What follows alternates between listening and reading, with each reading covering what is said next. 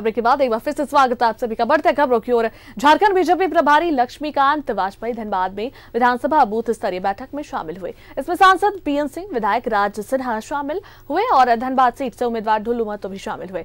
इस दौरान चुनाव को लेकर बूथ स्तरीय कार्यकर्ताओं के साथ रायशुमारी हुई। धनबाद विधानसभा बूथ स्तरीय सम्मेलन में प्रदेश प्रभारी ने कार्यकर्ताओं में जोश भरा। भारतीय जनता पार्टी कार्यकर्ता इतना दिलेर है, इतना मजबूत है, सामने आने से लोग डर रहे हैं।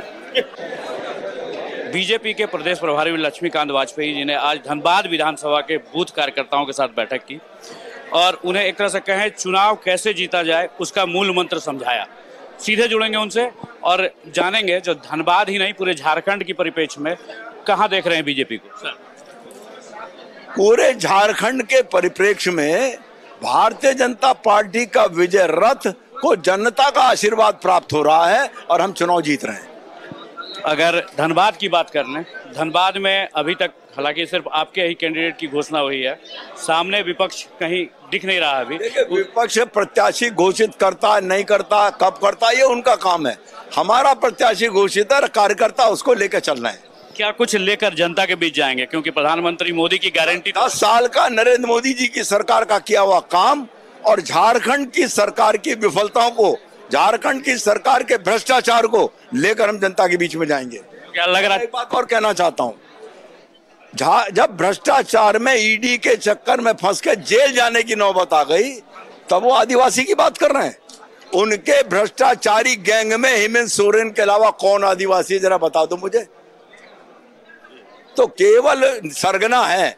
आदिवासी इस देश की ईमानदार और राष्ट्रभक्त कौम है, कभी भी उसने भ्रष्टाचार नहीं किया है।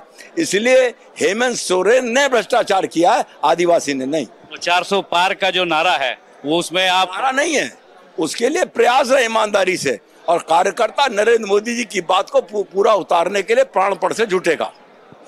तो ये लक्ष्मीकांत वाजपेयी जी निश्चित रूप से पूरी तरह से उत्साहित और कार्यकर्ताओं को भी पूरी तरह से जोश में भर दिया है और झारखंड की जो 14 सीटें हैं उसको श्योर जीत की बात ये कह रहे हैं। लेकिन आने वाले दिन में जब 25 मई को जब मतदान होगा उसके बाद 4 जून को स्पष्ट रूप से क्लियर होगा कि झारखंड में बीजेपी की क्या स्थिति है।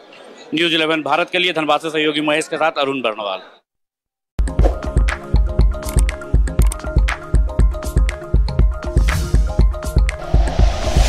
Like and share videos, subscribe करें हमारा चैनल और प्रेस करें बेल आइकॉन। न्यूज़ 11 भारत, सच है तो दिखेगा।